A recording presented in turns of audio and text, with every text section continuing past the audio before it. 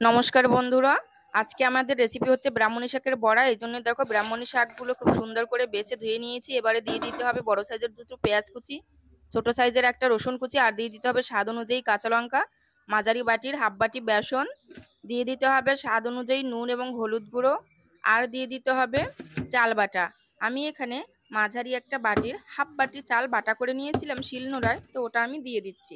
আর তোমরা চাইলে কিন্তু মিক্সচারে গুঁড়ো করেও দিতে পারো। তো আমি কিন্তু চালের গুঁড়োটা দিয়ে দিয়েছি। এবারে হাতের সাহায্যে কিন্তু খুব ভালো করে মাখিয়ে নিতে হবে, যাতে বড়ার শেপ আকারে তৈরি হয়। এভাবে প্রায় 3 থেকে 4 মিনিট খুব ভালো করে মাখিয়ে নেব। তো 3 থেকে 4 মিনিট মাখানোর পরে দেখো এটা কিন্তু খুব সুন্দর করে মাখানো হয়ে গেছে। এবারে কিন্তু ভেজে নিতে হবে। এটা ভাজার জন্য উনানে একটা কড়াই বসিয়ে কড়াইতে কিছুটা তেল দিয়ে দিয়েছিলাম। কড়াই এবং তেল দুটোই গরম হয়ে গেছে। এবারে কিন্তু ওখান থেকে হাতে নিয়ে বড়ার শেপ আকারে দিয়ে দিতে হবে। তো আমি কিন্তু বড়ার শেপ আকারে দিয়ে দিয়েছি। এবারে এক পিঠটা ঢাকনা দিয়ে ঢেকে 3 থেকে 4 মিনিট মিডিয়াম আঁচে ভেজে নিতে হবে। 3 থেকে 4 মিনিট মিডিয়াম আঁচে ভাজার পরে ঢাকনাটা তুলে অপর পিঠ উল্টে দিতে হবে। তো আমি কিন্তু উল্টে দিয়েছি। আর এই পিঠটা দেখো খুব সুন্দর করে ভাজা হয়ে গেছে লাল লাল করে।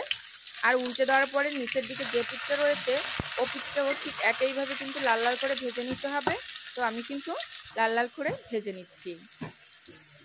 তো এখানে কিন্তু দু পিঠটাই বেশ লাল লাল করে ভাজা হয়ে গেছে। তো আমি তোমাদের উল্টে দেখাচ্ছি, দেখো বেশ লালচে করে ভাজা হয়ে গেছে। এবারে কিন্তু নামিয়ে নিতে হবে। আর বাকি যে বড়াগুলো ছিল ওগুলোও কিন্তু ঠিক একইভাবে ভেজে নিয়েছি। আর দেখতে দেখো কতটা সুন্দর হয়েছে, খেতেও কিন্তু ভীষণ ভালো লাগে। অনেকে ভাবো তিতা লাগে, কিন্তু এটা একদম এভাবে রান্না করলে তেতো লাগবে না। ভালো লাগলে কিন্তু সাবস্ক্রাইব করে আমার পাশে থাকবে। তো সবাই ভালো থেকো, সুস্থ থেকো।